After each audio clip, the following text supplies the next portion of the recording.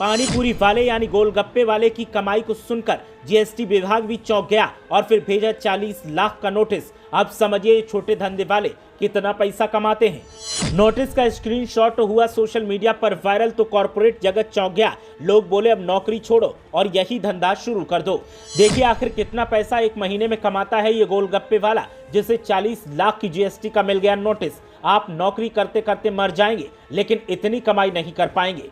जब भी हम चाट पकौड़े या फिर पानीपुरी वाले को देखते हैं तो सोचते हैं कि इनका जीवन कितना कठिन है, लेकिन आज हम आपको एक ऐसी चौंकाने वाली खबर दिखाएंगे जिसे देखने के बाद आपको इनकी कमाई का अंदाजा होगा और आप सोच में पड़ जाएंगे कि क्या वाकई ये लोग इतनी बम्पर कमाई करते हैं। अक्सर बुजुर्गों के मुंह से हमने सुना है कि छोटा धंधा करने पर मुनाफा ज्यादा होता है और ठीक ऐसा ही इस गोलगप्पे वाले ने साबित कर दिया, जिसे जीएसटी विभाग ने 40 लाख रुपए टैक्स भरने का बिल थमा दिया है। और अब इस नोटिस का स्क्रीनशॉट सोशल मीडिया पर वायरल हुआ तो फिर देखने वालों की आंखें फटी की फटी रह गई। जानकारी की माने तो सोशल मीडिया पर एक हैरान करने वाली खबर वायरल हो रही है, जिसमें बताया गया है कि कुछ पानीपुरी विक्रेताओं को जीएसटी नोटिस प्राप्त हुए हैं क्योंकि उनकी ऑनलाइन भुगतान प्लेटफॉर्म जैसे रोजर पे और फोन पे के माध्यम से लेन देन 40 लाख रुपए से भी अधिक हो गए हैं। लेकिन यह खबर इस नोटिस से कहीं ज्यादा सोशल मीडिया पर वायरल हो रही प्रतिक्रियाओं के कारण सुर्खियों में है। सोशल मीडिया पर इस खबर को लेकर तरह तरह की मजेदार प्रतिक्रियाएं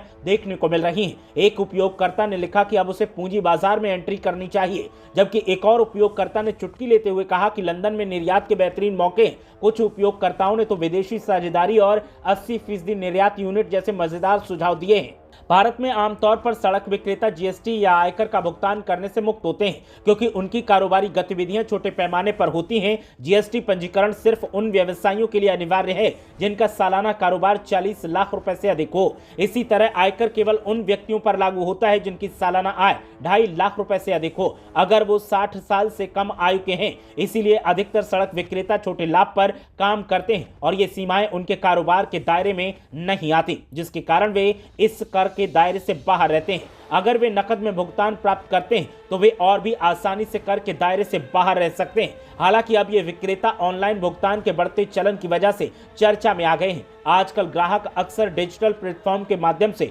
भुगतान करना पसंद करते हैं, जिससे विक्रेताओं की लेन देन की राशि बढ़ गई है। इससे ये सवाल उठने लगा है कि क्या छोटे विक्रेता अब टैक्स के दायरे में आ सकते हैं। अब पूरी स्थिति में सोशल मीडिया पर प्रतिक्रियाओं का तांता लगा हुआ है। एक उपयोगकर्ता ने मजाकिया अंदाज में कहा कि अब तो करियर बदलने का वक्त आ गया है। इन चुटकुलों के बावजूद ये मामला टैक्स नियमों और डिजिटल लेन देन के प्रभाव पर गंभीर सवाल खड़े करता है। ब्यूरो रिपोर्ट, मीडिया हलचल।